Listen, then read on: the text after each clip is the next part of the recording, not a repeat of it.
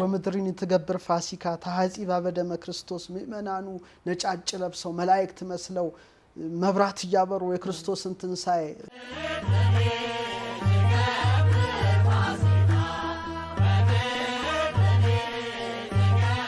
እግዚአብሔር ዓለምን ከፈጠረበት ጥበቡ ሰው ሆኖ ያዳነበት ጥበቡ ይበልጣል።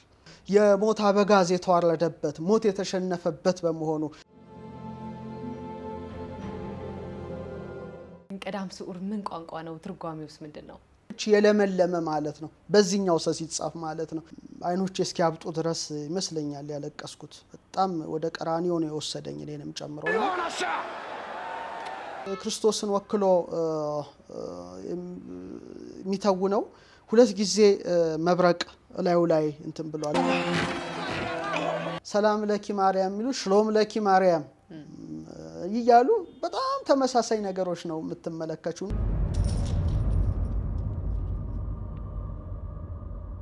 ሙሽራው ኢየሱስ ክርስቶስ ነው። ከነሱ የሚለየው በሞት ነው። ከ6 ሰዓት እስከ 9 ሰዓት ዓለም ሁሉ ጨለማ ሆኗል ይላል። እንግዲህ ትንሳኤ ማለት መነሳት ማለት ነው።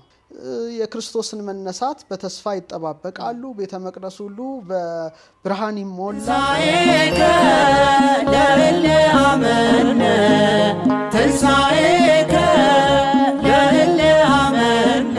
እንኳን ለጌታችን ለመድኃኒታችን ለኢየሱስ ክርስቶስ የተንሳኤ በዓል በሰላም አደረሳችሁ አደረሰን። የበዓል ዋዜማ ላይ ነው የምንገኘው። ዛሬ እንግዲህ በኦርቶዶክስ ቤተክርስቲያን ቅዳም ስዑር ተብላ የምትጠራው ቅዳሜ ላይ ነው የምንገኘው። ስለዚህ ማብራሪያ እንዲሰጡን መጋቤ ሐዲስ ዶክተር ሮዳስን ጋብዘናል። አብራችሁን ቆዩ። እንኳን አደረሰው ዶክተር። እንኳን አብሮ አደረሰን ለቀዳም ስዑር። ቅዳም ስዑር ምን ቋንቋ ነው? ትርጓሜውስ ምንድነው? እሺ መልካም ጥያቄ ነው የጠየቅሽኝ። ቀዳም ስዑር ማለት ቀዳም ማለት ቅዳሜ ማለት ነው። እግዚአብሔር በስነ ፍጥረት ከዕለተ እሁድ ጀምሮ እስከ ዕለተ ዓርብ ፍጥረታትን ሲፈጥር ሰንብቷል። ለምሳሌ እሁድ ራሱ ማለት ኢሂድ ኢሂዶት ማለት ነው። አንደኛ መጀመሪያ ማለት ነው። የስነ ፍጥረት የመጀመሪያ ቀን ማለት ነው። ሰኞ ማለት ሰኒ ሰኒዮት ማለት ሁለተኛ ማለት ነው። ሁለተኛ የስነ ፍጥረት ቀን ማለት ነው። ማክሰኞ ማለት ደግሞ የሰኞ ማግስት ማለት ነው። ወይም በግዕዝ ቋንቋ ሰሉስ ይባላል። ሶስተኛ ቀን ማለት ነው። ሰልሶ ሶስተኛ ማለት ነው። ረቡዕ ማለት አራተኛ ማለት ነው። ሐሙስ ማለት አምስተኛ ማለት ነው። ዓርብ ማለት የፍጥረት መካተቻ ማለት ነው። መፈጸሚያ ማለት ነው። ቀዳሚት እግዚአብሔር ከስራ ሁሉ ስላረፈና ስለባረካት ስለቀደሳት የቀደመች ሰንበት ሲባል ቀዳም ወይም ቅዳሜ ተብሏል። ስዑር ማለት ሁለት ነገሮች አሉት። በሳሜክሰ ወይም በሰዓት ሰ ሲጻፍና በሳንሰ ሲጻፍ በጣም ይለያያል። ሁለቱም ለዚህ ትርጉም ማይቀፎ ነው ያገለግላሉና ቀዳም ስዑር ብለን በሳሜክሰ ወይም ሳምኬትሰ ወይም በዕብራይስጡ ሳሜክሰ ወይም በእኛ ሰዓት ሰ በምንለው ከተጻፈ ወይና በአይኑአ እና ረ ከተጻፈ መሻርን ያመለክታል። በሁለተኛው ሰ በሳንሰ ከተጻፈ ደግሞ ሌላ ትርጉም ይዛልና ሁለቱንም እንግዲህ ለማስረዳት ሞክራለሁ። እንግዲህ እግዚአብሔር በስነ ፍጥረት ፍጥረታትን ፈጥሮ በዕለተ ቀዳሚት እንዳረፈ መጽሐፍ ቅዱስ ይነግረናል። 7ኛውም ቀን ቀደሰው ባረከው ይላል።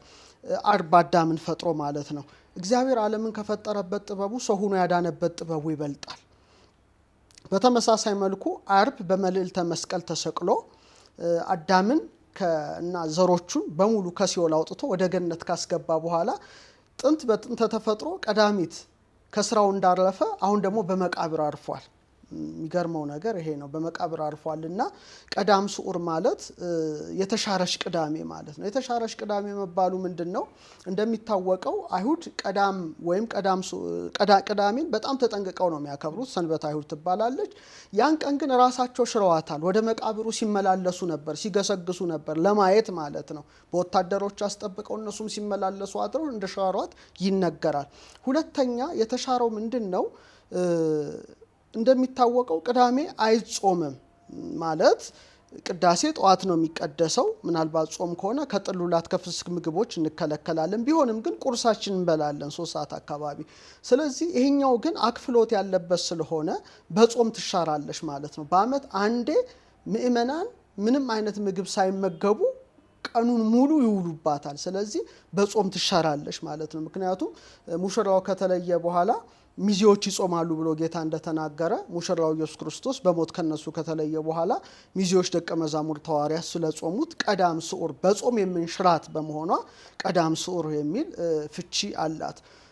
ሌላው ሶስተኛው ቅዱስ ያሬድ በዚሁ በቀዳም ስዑር ምስጋናው ላይ ሲሮ ሞተ በስጋ ይላል። እዝል የሚባል ቀለም አለውና ሞትን በስጋ ሻረ ብሎ ደጋግሞ ይጽፋል እና የሞት አበጋዝ የተዋረደበት ሞት የተሸነፈበት በመሆኑ የክብር ባለቤት ጌታችን በራሱ ስልጣን አባ ማኅፀን ነፍሴ ወስተዴከ አባቴ ነፍሴን በእጅ አደራ ሰጣለሁ ብሎ በገዛ ስልጣኑ ቅድስት ነፍሱን ከስጋው ስለለየ በአካለ ነፍስም ወደ ሲኦል ወርዶ የሞት አበጋዝ ዲያብሎስን አስሮ ነፍሳትን በከበረ ደሙ ፈሳሽነት ነፃ ስላወጣ ሞት ስለተሻረ ሞት የተሻረበት ስለሆነ ቅዱስ ያሬድ ሲሮ ሞተ በስጋ ሞትን በስጋ ሻረ ብሎ እንዳስተማረ ሞት የተሻረበትን ዕለት ስለምናስብ ነው እንግዲህ ቀዳም ስዑር ብለን የምንጠራው። ሌላው በሳንሰ ወይም በእኛ በሰዊት ሰ እዚህ ባለችው ሰ ሲጻፍ ሌላ ፍቺ ይኖረዋል። ስዑር ማለት ለምለም ማለት ነው። የለመለመ ያማረ ቦታ ለማለት ነው። ዳዊት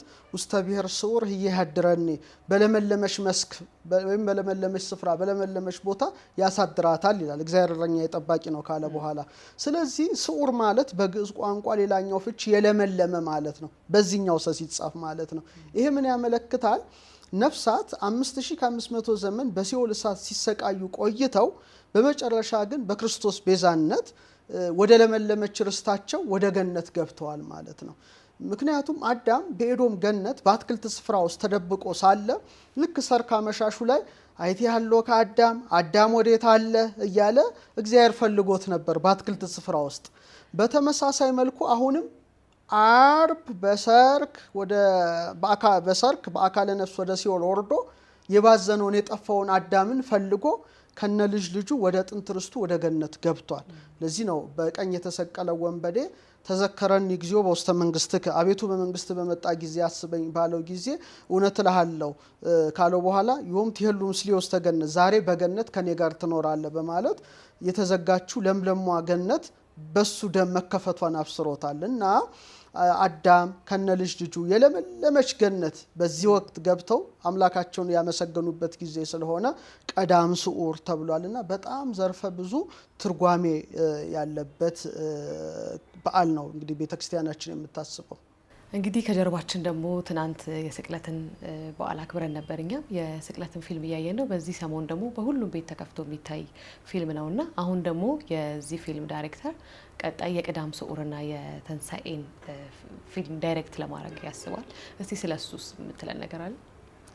መልካም እንግዲህ ፓሽን ኦፍ ክራይስት የክርስቶስ ሕማማት በመባል የሚታወቀው ሜል ጊብሰን ዳይሬክት ያደረገው ፊልም በጣም መላውን ዓለም ያስለቀሰ ነው ማለት ይችላል፣ እኔን ጨምሮ። እኔ ይሄንን ፊልም ለመጀመሪያ ጊዜ ቤት ባየው ቀን እንግዲህ ሙሉን ነው የጨረስኩት። በጣም ከባድ ነው ሙሉን ለመጨረስ። በጣም አልቅሻለሁ፣ አስታውሳለሁ። ይሄን ፊልም ሲሰራ ብዙ ከሃሊውድ ተቃውሞ ደርሶበት ነበር። እንግዲህ ምክንያቱም ብዙ ፈተና አለ። ዓለም የክርስቶስን ትምህርት ሁሌ እንደተቃወመች ነውና ብዙ ሰዎች ሸሽተውት ነበረ እና ሜል ጊብሰን ግን በጠንካራነቱ ነው ይሄን አሸንፎ ይሄን ሙቪ የሰራው እና በጣም የሚገርም ተጽዕኖ አሳርፏል። አብዛኞቹ ኤቴስት እምነት የለሽ የሆኑ የፊልም እዛ ውስጥ የተሳተፉት ሁሉ ወደ ክርስትና ሕይወት ያመጣ ነው። ክርስቶስን ወክሎ የሚተውነው ሁለት ጊዜ መብረቅ ላዩ ላይ እንትን ብሏል። በተለይ እግረ መስቀሉ ጋር ሄዶ ቅድስት ድንግል ማርያም እግሩን ስትይዘው በሚያሳየው ሰዓት መብረቅ መጥቶት እንደነበር ይነገራልና ግን አልሆነም እና ሞር ሱፐር ናቹራል ነገር ከተፈጥሮ በላይ የሆኑ ነገሮች ተከናውነዋል። ብዙ ቃለ መጠይቅ ራሱ መስቀሉን በእውነት ተሸክሞ ሲሄድ ይሄ ራሱ ታጥፎ ነበረ፣ ሾልደሩ ተጣሞ ነበረ እና ያን ሁሉ ታልፏል እና ደግሞ የበለጠ ለማስረዳት በእውነት ተገርፏል እና ሰውነቱ በጣም ጉዳት ደርሶበት ነበረ እና በኋላ በጣም መንፈሳዊ ሆነዋል አብዛኞቹ በዛ ውስጥ ያለፉት እና ይሄ ፊልም በጣም ብዙ ገቢም አስገኝቷል። እጅግ ደግሞ ለየት የሚያደርገው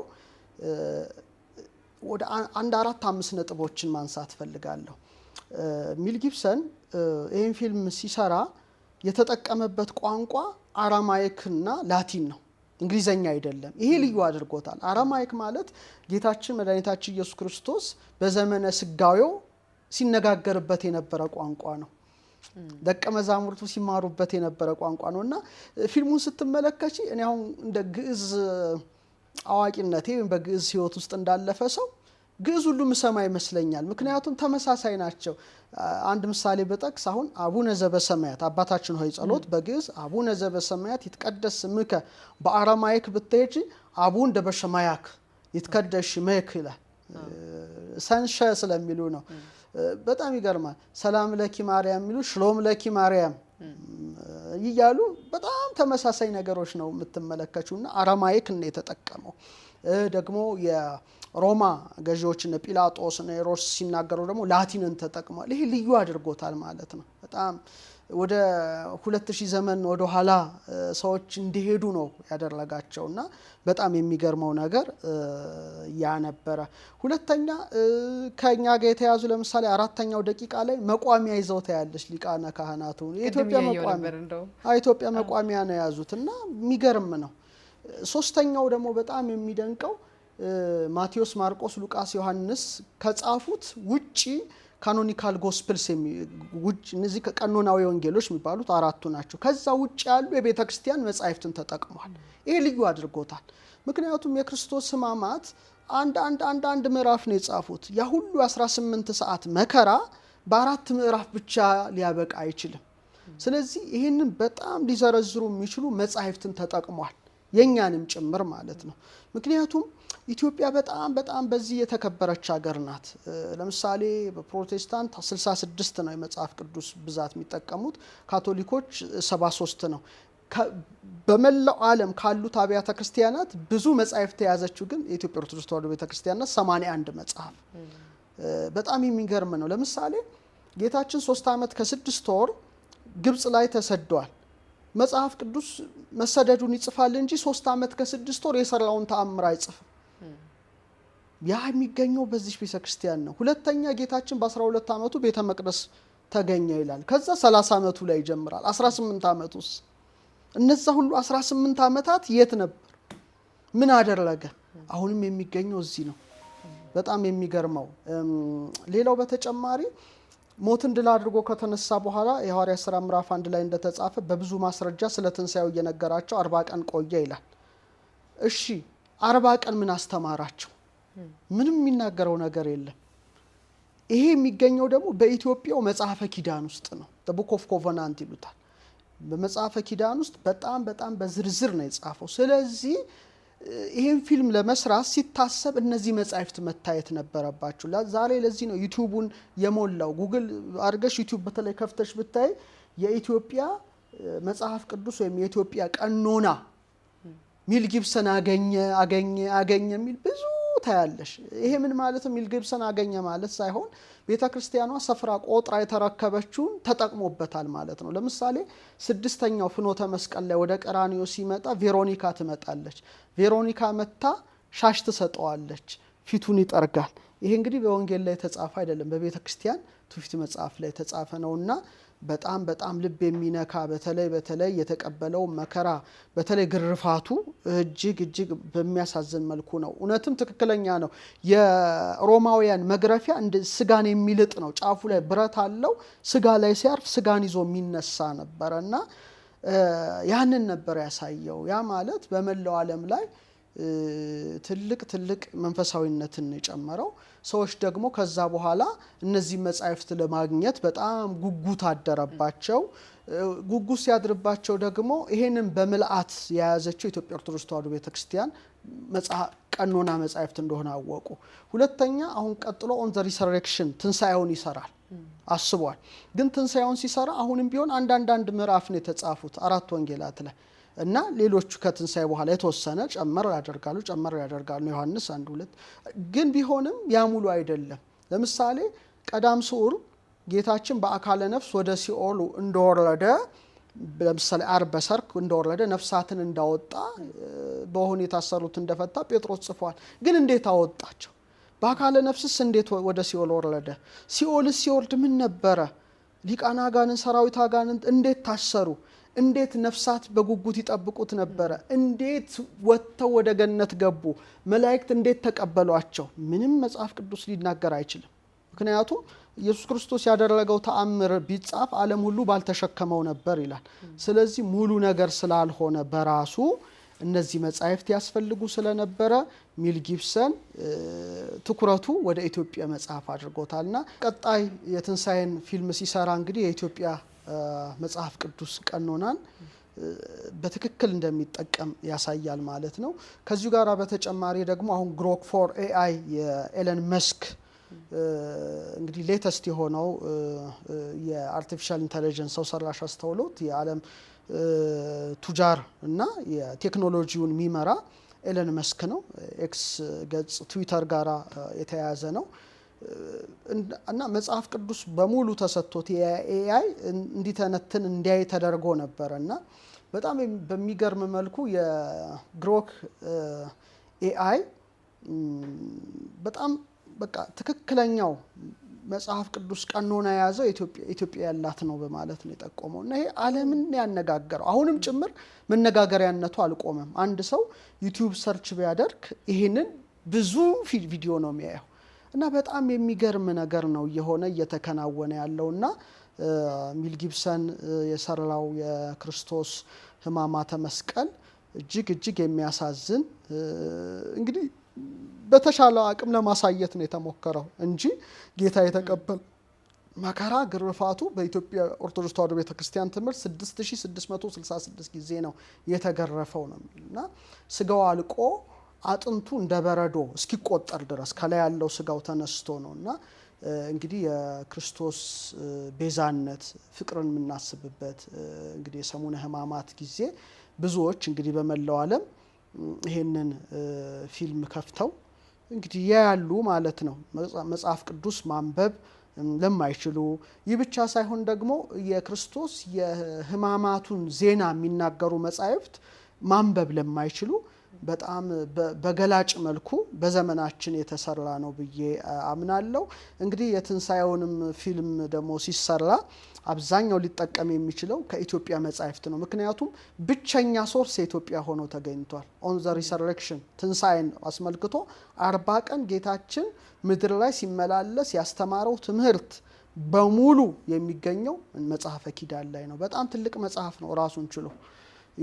ስለ ምጽአት ሁሉ ይነግራቸዋል። ስለ ቤተ መቅደሱ መፍረስ ይነግራቸዋል። ስለ ሐሳዊ መሲህ ይነግራቸዋልና በጣም ብዙ ነው እና ያንን በቀኖናዋ ውስጥ ከ8ቱ ከ27ቱ ላይ ጨምራ 35 አድርጋ የያዘችው የኢትዮጵያ ኦርቶዶክስ ተዋሕዶ ቤተክርስቲያን በመሆኗ መላው ዓለም አሁን ትኩረቱን ወደ ኢትዮጵያ ኦርቶዶክስ ተዋሕዶ ቤተክርስቲያን የቀኖና መጻሕፍት ላይ 80ዱ ላይ ወይም 81ዱ ላይ አድርጓልና የሚል ጊብሰን በተለይ የሕማማት ፊልሙና የኤለን መስክ ግሮክ ኤአይ በሙሉ የሚያሳዩት ጥንታዊያት መጻሕፍት ሰነዶች ኢትዮጵያ በመልክዓ ምድር ርቃ ጠብቃ ጠንቅቃ መያዟን የሚያመለክት ነው። በዚህ ቀን በቅዳም ስዑር ቀን የሚደረጉ ሃይማኖታዊ ነገሮችስ ምንድን ናቸው? እንግዲህ ቤተክርስቲያን ያው በተለይ አብይ ጾም ሙሉውን ማለት ይቻላል ታላቁ ሊቅ ማህሌታዊ ቅዱስ ያሬድ የደረሰው ጾመ ድጓ አለ እና እያንዳንዱን ሰንበት ከፋፍላ ከዘወረደ ጀምሮ እስከ መጨረሻው ድረስ እስከ ሆሳዕና ድረስ አስባ ሰሙነ ሕማማትን ታስባለች እና ሰሙነ ሕማማትም መጨረሻው ደግሞ መዝጊያው ጾመ ድጓው ቀዳም ስዑር ነውና በቀዳም ስዑር ያው እንደሚታወቀው ሊቃውንት ማህሌታውያን ካህናት ዲያቆናት በቤተክርስቲያን ይሰበሰባሉ፣ ምእመናን ይሰበሰባሉ። የሰሎሞን ማህሌ ይደርሳል፣ ጸሎተ ዕጣን ጸሎተ አኮቴት ይደርሳል፣ መንበረ ታቦቱ ይለወጣል፣ የአርብ የሐዘን ልብስ የነበረው ይነሳል፣ መልካም ልብስ መንበረ ታቦቱ ይለብሳል። ከዛ በኋላ ካህኑ ጸሎተ ዕጣን አድርሰው አመተንሳ ዋንሳ ኩሎ ሙታነ በተነሳ ጊዜ ሙታንን ባስነሳ ጊዜ እያሉ በፍጥነት ነው ማዕጠንቱን የሚያጥኑት። ምንድነው የክብር ባለቤት ጌታችን 3 መዓልት 3 ሌሊት በከርሰ መቃብር አድሮ ፈጥኖ መነሳቱን ያመለክታል። ወደ መቃብሩ ገስግሰው የሄዱ ቅዱሳት አንስትን በመወከል እንዲህ አይነት አገልግሎት አለ። ልዩ የሆነ ማህሌታዊ ስርዓት አለ፣ ዝማሜ አለ። ለምሳሌ ከዛ ውስጥ ለምሳሌ ሲሮ ሞተ በስጋ ሞትን በስጋ ሻረው የሚለው የቅዱስ ያሬድ ዝማሬዎች ይደርሳሉ። ብዙ አይነት ነው እንግዲህ ምስጋናው በሊቃውንቱ በማህሌታውያኑ የሚደርሰው። መጨረሻ ላይ ሰላም የሚባል አለ። ምልጣን ወመላከ ሕይወት ሰቀልዎ ለዘተንሥአ እሙታን የሕይወት ራስ የሆነው የክብር ባለቤት ጌታችንን ሰቀሉት። በሶስተኛው ቀን ሞትን ድል አድርጎ የተነሳ ወሃቤ ሕይወትን ያስገኘ ሕይወትን የሚሰጥ ኢየሱስ ክርስቶስ ሞትን ድል አድርጎ ተነሳ። ገብረ ሰላም በመስቀሉ ትንሣኤው አጋህደ በመስቀሉ ሰላምን አደረገ ትንሣኤውን ገለጠ በሚል ምስጋና ነው የሚጠናቀቀው። መሀል ላይ እንደ ትምህርተ ተዋት ይደርሳል። ሌሎች ደርሰው ነው መጨረሻ ላይ በዚህ ይጠናቀቃል ማለት ነው። ከዛ በኋላ እንግዲህ የቄጠማ የመስጠት ስነ ስርዓት ይከናወናል ማለት ነው። እንግዲህ የቄጠማ ስነ ስርዓት በጣም ሰፊ ታሪክ አለው። ወደ ኖህ ታሪክ የሚወስደን ነው። እንደሚታወቀው ዓለም በንፍር ውሃ በጠፋሽ ጊዜ ኖህ ከልጆቹ ጋራ ከሚስቱ ወይም ከልጆቹ 8 ሆነው ተርፈዋል፣ መርከብ ውስጥ ሆነው ማለት ነው። በመጨረሻም እንግዲህ ኖህ የጥፋት ውሃ መጉደሉን ለማረጋገጥ ቁራን ላከው፣ አልተመለሰም። በኋላ ርግብን ላካት። ርግብ ደግሞ ሀጸማያህ የጥፋቷ መጉደሉን ነትገማያህ የጥፋቷ መንጠቡን ለማብሰር በአፏ የወይራ ቀንበጥ ይዛ አብስረዋለች ማለት ነው። ይሄ በጣምና ርግብ የሰላም ምልክት ናት። የምስራች አብሳሪ ምልክት ሆናለች ከዛ በኋላ። ስለዚህ በተመሳሳይ መልኩ ካህናት ርግብን በመወከል ምእመናን ደግሞ ኖህን በመወከል ማለት ነው። ኖህን በመወከል የጥፋቷ መጉደሉን ያቺ በያዘችው የወይራ ቀንበጥ እንዳበሰረች በተመሳሳይ መልኩ በክርስቶስ የከበረ ደም ፈሳሽነት የሲኦል ባህር መጉደሉን ነፍሳት ተጠራርገው ወደ ርስታቸው ወደ ለመለመች ርስታቸው ወደ ገነት መግባታቸውን ለማብሰር ገብረ ሰላም በመስቀሉ ሰላምን አደረገ። በቃ ርግብ የሰላም አብሳሪ ናት። ክርስቶስም በመስቀሉ ሰላምን ያደረገውና ትንሣኤውን ገለጠ በማለት ርግብ ሆነው ካህናቱ ለመለመ ቄጠማ ለሕዝቡ ይሰጣሉ። ሕዝቡም ተቀብሎ ደግሞ ራሱ ላይ በማሰር ይህን ነገር ያስባል ማለት ነው። ይሄ ምን ያመለክታል? በክርስቶስ የከበረ ደም ፈሳሽነት ዓለም ከእስራቷ ነፃ መውጣቷን፣ ሰላም መበሰሩን። ምክንያቱም ወገብረ ሰላም በደመ መስቀሉ ለዘበምድር ወለዘበሰማያት ይላል ቅዱስ ጳውሎስ። በሰማይና በምድር እርቅ ተመሰረተ በክርስቶስ ደም ዓለም ድኗልና፣ ነፍሳትም ደግሞ ወደ ለመለመች ርስታቸው ወደ ገነት በመግባታቸው ይሄ የቄጠማ የመስጠት ስርዓት ይደረጋል ማለት ነው። እንዲህ አይነት ነገሮች ሁሌ በአመት 2 ሊደረጉ ይችላሉ። አንደኛው አዲስ ዓመት ላይ እንደሚታወቀው ህፃናት የአበባ ስዕል ወይም የቅጠል ስዕል ሰርተው ሄደው ይሰጣሉ፣ ሰዎች ይቀበላሉ። ይሄ አዲስ ዓመት ላይ የሚደረግ ነው። ምክንያቱም በተመሳሳይ መልኩ እንደ ርግብ ናቸው ህፃናት፣ የዋሃን ስለሆኑ ነው፣ ወክለው ነው። ተቀባዮቹ ደግሞ ኖህን ወክለው ነው። እና የኢትዮጵያ ክረምት ደግሞ በጥፋት ውሃ በመመሰል ማለት ነው ማብቃቱን ክረምቱ ነው። ክረምቱ አልቆ መስከረም መጥባቱን ያመለክታል። በተመሳሳይ ደግሞ እዚህ ላይ በክርስቶስ የከበረ መስዋዕትነት የኃጢአት ባህር ወይም የሲኦል ባህር መጉደሉን መጥፋቱን የምስራች ለማለት ካህናት ርግብን ወክለው ምእመናንን ኖህን ወክለው ደግሞ የለመለመ ቄጠማ ግንባራቸው ላይ ያደርጋሉ ማለት ነው። ይሄ ራሱ በዚህ ነው የሚጠናቀቀው። አክፍሎቱስ ምንድን ነው? አክፍሎት እንግዲህ ቀዳም ላይ የሚከናወን ነው። አክፍሎት ማለት መደረብ ማለት ነው። ማካፈል መደረብ ማለት ነው። አንድ ላይ ማድረግ እንደማለት ነው። ምን ማለት ነው? ጌታችን ሲያስተምር በማቴዎስ 9 ላይ ደቀ መዛሙርት ለምን አይጾሙም በሚል ጥያቄ ላይ የመለሰ ሙሽራው እያለ ሚዜዎቹ አይጾሙም ካለ በኋላ እና ስለ አክፍሎት ነው የነገራቸው። ያን ጊዜ ይጦማሉ ብሏል። እና ጌታችን እንግዲህ ያን ሁሉ መከራ ተቀብሎ ቅድስት ነፍሱን ከስጋው ከለየ በኋላ ወደ ከርሰ መቃብር ካወረዱት በኋላ ዮሐንስ ወንጌላዊ፣ ቅድስት ድንግል ማርያም በመስቀሉ እግር ስር ናቸውና ትንሣኤውን እስከሚያዩ ድረስ እህል ውሃ አንቀምስም ብለዋል። ምክንያቱም ጌታችን ዮናስ በአሳ አንበሪ ሆድ ሲወርድ 3 መዓልት 3 ሌሊት እንዳደረ የሰው ልጅም በምድር ልብ ውስጥ 3 ቀን 3 ሌሊት ያድራል ብሎ በሶስተኛው ቀን የመነሳቱን ነገር ይነግራቸው ነበረ። ናሁን አርግ ኢየሩሳሌም፣ ወደ ኢየሩሳሌም እንወጣለን፣ የሰው ልጅ ይዙታል፣ ይሰቅልዎ ይሰቅሉታል፣ ወይ ቀትልዎ ይገሉታል፣ ወይ ተነሳ በሳልስት ዕለት በሶስተኛው ቀን ይነሳል። ይህም ቤተ መቅደስ አፍርሱት ወአነ አነሳው በሳልስት ዕለት በሶስተኛው ቀን አነሳዋለሁ እያለ ስለሚነግራቸው ትንሣኤውን ሳናይ ምንም ነገር አንቀምስም ብለዋል። ይሄ እንግዲህ ቀድሞ በራሱ በክርስቶስ የተነገረ ነው። ሚዜዎች ይጾማሉ ሙሽራው ከነሱ ሲለይ እንዳለ ሐዋርያ ይህን ይዘው ከአርብ ጀምሮ ሞትን ድል አድርጎ ተነስቶ ምስራቹን እስከሚሰሙ ድረስ እህል ውሃ እንዳልቀመሱ የቤተ ክርስቲያን ትውፊት ያስረዳልና አክፍሎት ማለት ከፍሎ መጾም እንደማለት ነው። ደርቦ መጾም ማለት ነው። እንግዲህ አካፍሎ የሁለት ቀን የሚችሉ ያው ከአርብ ጀምሮ የሚያከፍሉ እንዳሉ እናውቃለን። አርብን አክፍለው እህል ውሃ ሳይቀምሱ ቅዳሜንም በተመሳሳይ መልኩ ሁለቱን ቀን አካፈሉ። ያልቻሉ ግን ቅዳሜ ቢያንስ ስርዓተ ቅዳሴው ተከናውኖ እስኪያልቅ ድረስ መነሳቱ እስኪበሰር ድረስ ሚመናን ቅዳሜን በጾም ያከፍላሉና የአክፍሎት ትርጉም ይሄ ነው። እሺ ጌታችን በመቃብር የቆየበት 3 ቀን አቆጣጠሩ እንዴት ነው? እንግዲህ ጌታችን 3 መዓልት 3 ሌሊት በከርሰ መቃብር አድሯል ሲባል አቆጣጠሩ የተለያየ አቆጣጠር አለው። በሁለት መልኩ ልናየው እንችላለን። ይሄ እንግዲህ የቁጥር ትምህርት ይባላል።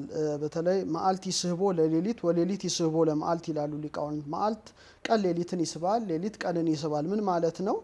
ለምሳሌ አንድ ሰው አርብ በማንኛውም ሰዓት ቢወለድ አርብ ይያዛል አይደለ?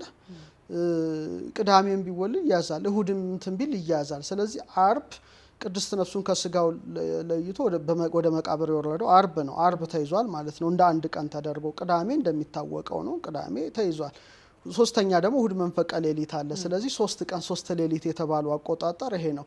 የኢትዮጵያ ሊቃውንት ግን ሲያራቅቁት ለምሳሌ ብርሃንና ጨለማን ስናይ እለት ቢል ዘያስተዛውጎሙ ለሌሊት ወለመዓልት ይላል አቡሻር። እለት ማለት ቀንና ሌሊትን ወይም ብርሃንና ጨለማን አንድ ላይ አካቶ የሚይዝ ነው። ለምሳሌ እለት አርብ ላይ ብዙ ነገሮች እናያለን። ለምሳሌ እስከ 6 ሰዓት ድረስ ብርሃን ነበር ይላል። ጌታ እስኪሰቀል ድረስ 1 እጅ ብርሃን አገኘ። እንግዲህ 3 እጅ ብርሃን 3 እጅ ጨለማ ማግኘት አለብን፣ 3 ለማመጣጠን። ስለዚህ ይሄ ተከናውኗል። እስከ 6 ሰዓት ብርሃን ሆኗል። ከ6 ሰዓት እስከ 9 ሰዓት ዓለም ሁሉ ጨለማ ሆኗል ይላል። ስለዚህ 1 እጅ ጨለማ አለ። ከዛ ሰርክ ላይ ደግሞ ወደ መቃብር ካወረዱት በኋላ እንደገና ብርሃን ተመልሷል። ስለዚህ አርብ ላይ ብቻ 2 እጅ ብርሃን 1 እጅ ጨለማ እንመለከታለን ማለት ነው። በጣም የሚገርመው ቅዳሜ ሙሉ ብርሃን ሙሉ ጨለማ አለ። ስለዚህ 3 እጅ ብርሃን 2 እጅ ጨለማ አገኘን ማለት ነው። እሁድ መንፈቀ ሌሊቷል ጨለማ አለ 3 ማለት ነው። ስለዚህ 3 ቀን 3 ሌሊት በከርሰ መቃብር አደረ የሚባለው ለዚህ ነው። እንግዲህ ጌታችንም 3 መዓልት 3 ሌሊት በከርሰ መቃብር በማደሩ 3 ነገሮች ተከናውነዋል። ስጋችን ተፈውሷል፣ ነፍሳችን ተፈውሷል፣ መንፈሳችን ተጠግኗል። ዝም ብሎ ከፍ ብሎ 4 ዝቅ ብሎ 2 አላደረገውም። አዳም ተፈውሷል፣ ሔዋን ተፈውሳለች። ሁለተኛ ከነሱ የተወለድነው የሰው ልጆች በሙሉ ድነናል። ሌላው ትውልደ ሴም ድኗል፣ ትውልደ ካም ድኗል፣ ትውልደ ያፌት ድኗል። ትውልድ ከሶስቱ አይወጣምና ለነዚህ ሁሉ ለመካስ የሁላችን ንጉሠ ነገሥት ኢየሱስ ክርስቶስ 3 መዓልት 3 ሌሊት በከርሰ መቃብር አድሮ መቃብር ክፈቱልኝ መግነዝ ፍቱልኝ ሳይል ሙስና መቃብርን አጥፍቶ መነሳቱን እንግዲህ ቤተክርስቲያን ታውጃለች። እንግዲህ ነገ በዓል ነው፣ የፋሲካ በዓል እናከብራለን። እንደው ህዝበ ክርስቲያኑ ፋሲካን እንዴት ማክበር አለበት ብለው ያምናሉ? እንግዲህ ትንሣኤ ማለት መነሳት ማለት ነው። ጌታችን መድኃኒታችን ኢየሱስ ክርስቶስ 3 መዓልት 3 ሌሊት በከርሰ መቃብር አድሮ ተነሳ። እንግዲህ የትንሣኤ በዓል ማለት የመነሳት በዓል ነው። ሁልጊዜ ትንሣኤን ስናከብር እኛም ትንሣኤ ልቡና ልንነሳ ይገባል። ልቡናችን ሞቶ ህሊናችን ደንዝዞ ትንሣኤን ልናከብር አንችልም። ሁልጊዜ የክርስቶስን ትንሣኤ ስናስብ እኛም መነሳት እንዳለብን ማሰብ ይገባናል። በክርስትናው ትምህርት ለምሳሌ ጌታችን እሁድ በመንፈቀ ሌሊት ስለተነሳ ምእመናን ያከፍላሉ። የክርስቶስን መነሳት በተስፋ ይጠባበቃሉ። ቤተ መቅደስ ሁሉ በብርሃን ይሞላል። የሌሊቱ ድባብ በጣም የተለየ ነው እና እንደዛ ደክመው አስቀድሰው ቤታቸው ይሄዳሉ፣ ይደሰታሉ። በጣም ሁሉም ያስደስታል። ይሄ መልካም በዓል ነው። ግን እንደኔ እዛ ድረስ ካከፈሉ አይቀር ቅዱስ ሥጋውን ክቡር ደሙን ተቀብለው ከክርስቶስ ጋር ተዋህደው ወደ ቤታቸው ቢመለሱ ላለው። ምክንያቱም ነው። በቤተ መቅደስ ጌታችን ጅራፍ አበጅቶ ገርፎ ያወጣውን ታሪክ በምንመለከትበት ጊዜ ዮሐንስ ወንጌል ምዕራፍ 2 ላይ አንድ ትልቁም ነገር እናያለን። በቤተ መቅደስ ውስጥ ብዙ በሬዎች ነበሩ የሚጮሁ፣ ብዙ በጎች ይጮሁ ነበረ፣ ርግብ ሻጮች ነበሩ፣ ገንዘብ ለዋጮች ነበሩና እግዚአብሔር ለቤቱ ቀናኢ ስለሆነ በጅራፍ እየገረፈ አውጥቷቸዋል። እና ያን ታሪክ ስናስብ የሁላችን ሕይወት ነው። ብዙ በሬዎች አስተናግዷል መቅደስ ሰውነታችን ለትንሣኤ። ብዙ በጎች በልቷል፣ ብዙ ዶሮዎች በልቷል።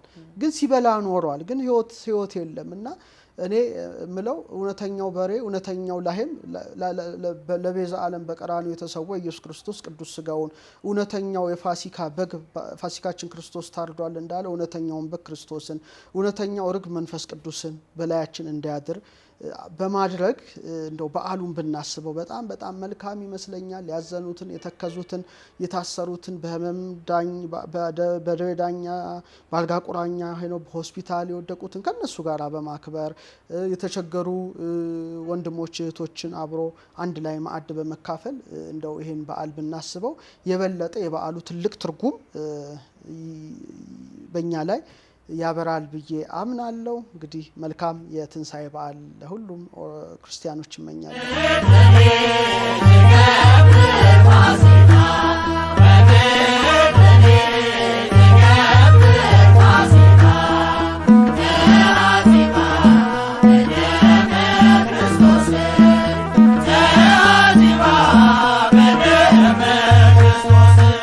እናመሰግናለን። እንደው በቀጣይ ከዶክተር ከመምህር ምን እንጠብቅ? በቅርቡ እንግዲህ 30ኛ መጽሐፌን ለአንባቢያን አበረክታለሁ። እስካሁን በ29 የመጽሐፍት ጉዞ የሃይማኖት መጽሐፍት አሉ፣ የሳይንስ መጽሐፍት አሉ፣ የምርምር መጽሐፍት አሉ። ብዙ አይነት ዘርፈ ብዙ ነው የጻፍኳቸው መጽሐፍት። በተለይ ደግሞ አሁን 500 ዓመት ያስቆጠረ መልክዓ ስዕል ሙሉ ትርጓሜውን አዘጋጅቼ ተጠናቋል። ሙሉ የቀለም ህትመት ነው። 100 ጥንታዊያት ስዕላት ተካተውበታል። ይሄ ራሱ አንድ ትልቅ በጊዜ ሰራሁት ብዬ ከምደሰትበት ስራ አንዱ ሆኗል ማለት ነው። የዳግማዊ ትንሣኤ ሳምንት ሚያዝያ 18 2018 ዓ.ም በ8 ሰዓት ላይ ፒያሳ ቴዎድሮስ አደባባይ ፊት ለፊት በሚገኘው በዮዳ አቢሲኒያ እንግዲህ ብፁዓን አበው ሊቃነ ጳጳሳት፣ ሊቃውንተ ቤተ ክርስቲያን፣ የክብር እንግዶች፣ ታዋቂዎች፣ አዋቂዎች፣ ሁሉም የመጻሕፍት አክባሪና አድናቂ የሆነ ሰው መጥቶ መርሃ ግብሩን ይታደማልና እንግዲህ አንቺም ሙሉ ክሩ አርትስ ቲቪ መጥቶ ቢዘግበው በዚሁ አጋጣሚ ደግሞ ክፍት ስለሆነ ሁሉ መጥተው መጽሐፉን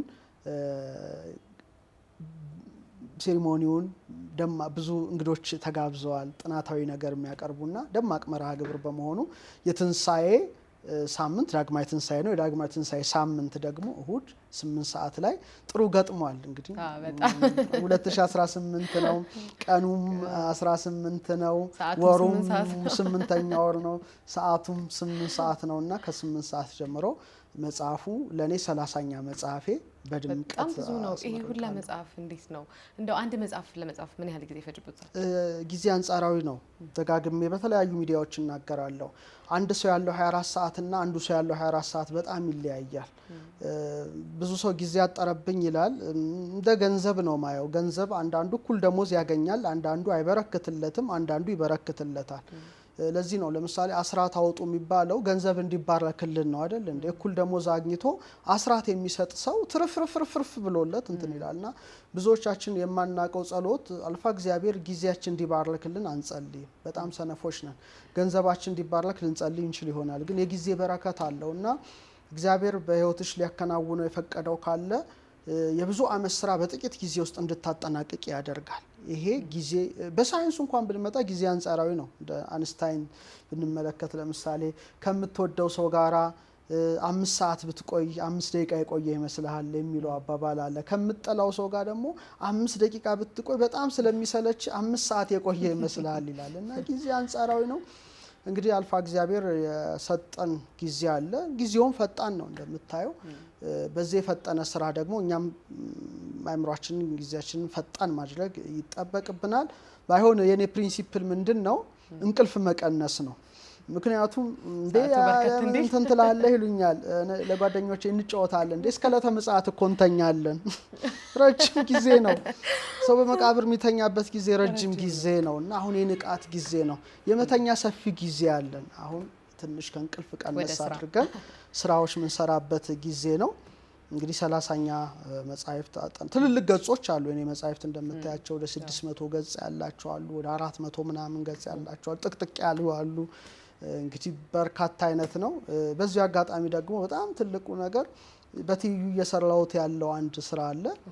እሱ አንድ ላይ ከማውጣት ትንሽ ገፋ አድርጎ አሁን አይነገረ ነው የ4000 ዓመት አስቆጠረ መጽሐፍ ነው። በጣም ረጅም በእነ ሙሴ ዘመን የተጻፈ መጽሐፍ ነው። እሱ ሌላ ሌቭል ነው እና እሱ ኦልሬዲ ያለቀ ነው። ግን ትንሽ አንዳንድ ነገር ማስተካከያ አደርግበታለሁ። ከዛ ውጪ እግዚአብሔር በሰጠን እድሜ እንግዲህ ለሀገራችን ለትውልዱ በጎ ነገር ብቻ ሰርተን ማለፍ ሚሽናችን ነው፣ ተልእኳችን ነው።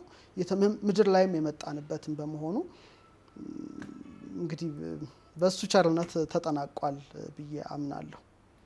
በጣም እናመሰግናለን። እንደው ግላዊ ጥያቄ ነው ግን በዓልን መምህር እንዴት ያሳልፋሉ? ብዙ ጊዜ በዓል ያው ቤተክርስቲያን ነው ማሳልፈው። እንግዲህ በትርጓሜ መምህርነት ማገለግልበት ምስራቀ ፀሐይ ቀበና መድኃኔዓለም ነው። አሁን ትንሳኤ እንግዲህ ቤተክርስቲያን ነው የምናድረው። በጣም ደስ ይላል እኮ ነጫጭ ለብሰን ምን በቅዱስ ያሬድ ማህሌታዊ ዝማሬ ትንሳኤ ከልዕላ መነ ብርሃነ ከፈኑ ዲቤነ ትንሳኤን ለምናምን ለኛ ብርሃንን ወደኛ ላክ የሚለው ዝማሬ ኧረ ስንቱ መዝሙሩ ወምድሪን ትገብር ፋሲካ ታሐጺባ በደመ ክርስቶስ ምእመናኑ ነጫጭ ለብሰው መላእክት መስለው መብራት እያበሩ የክርስቶስን ትንሳኤ ከዛ ቅዳሴ ቅዱስ ስጋውን ክቡር ደሙን በመቀበል ከክርስቶስ ጋር በመዋሃድ ማሳልፈው የትንሳኤ በዓል ለኔ ከሁሉም በጣም የላቀ ነውና ቅድምም ለዚህ ነው ትንሳኤን በዓል ሰዎች ቤታቸው በመብል በመጠጥ ብቻ ከማሳለፍ ይልቅ ከክርስቶስ ጋር በመዋሃድ ቅዱስ ስጋውን በመብላት ክቡር ደሙን በመጠጣት በዓሉ በጣም ደስ ይላል። ከዛ እንግዲህ ከቤተሰብ ጋራ ቀጣዩ በዓል ደግሞ ከበረ መጀመሪያ ከትንሳኤው ባለቤት ጋር አብሮ ከዛ ደግሞ በምድር ላይ ካሉ ወዳጆቻችን ዘመዶቻችን ጋራ ደግሞ ማክበር ነውና ከመላእክት ሁሉ ብዙ የተሳተፉበት ነው። ሴቶቹን መላእክትም ብሏቸዋል። ሕያውን ከሙታን መሃል ስለምን ትፈልጉታላችሁ? እነሆ በዚህ የለም ተነስቷል።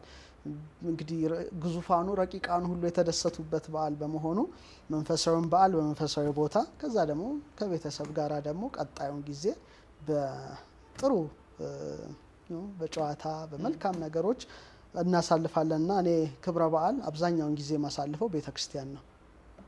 በጣም እናመሰግናለን ውድ ጊዜዎትን ስለሰጡ። እንደው እንኳን አደረሳችሁ ማለት የሚፈልጉት ሰው ካለ እድል ስጡ። ለመላ የክርስትና እምነት ተከታዮች እንኳን ለጌታችን ለመድኃኒታችን ለሕይወታችን ለብርሃናችን ለሕይወት እንጀራችን ለሕይወት መጠጣችን ለታረደው በግ ለይሁዳ አንበሳ ለኢየሱስ ክርስቶስ ትንሳኤና ሕይወት እሱ ነውና እንኳን ለትንሳኤው በዓል በሰላም አደረሳችሁ። በዓሉ የደስታ የበረከት የምህረት የፍቅር እንዲሆን ምኞቴ ነው። እናመሰግናለን። ተመልካቾቻችን የዛሬው የዋዜማ ፕሮግራማችን ይሄን ይመስላል። ከቀሪ አርትስ መዝናኛ ፕሮግራሞቻችን ጋር አብራችሁን ቆዩ።